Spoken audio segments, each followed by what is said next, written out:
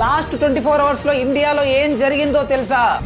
తెలంగాణ ఖమ్మం జిల్లాకు చెందిన 40 ఏళ్ల వ్యక్తి వాటర్ హీటర్ పెడుతున్న టైంలో ఫోన్ కాల్ రావడంతో మాట్లాడుతూ డిస్ట్రాక్ట్ అయ్యి మిస్టేక్ లో వాటర్ హీటర్ ని ఆర్మ్స్ కింద పెట్టుకోవడంతో షాక్ తగిలి మృతి చెందాడు.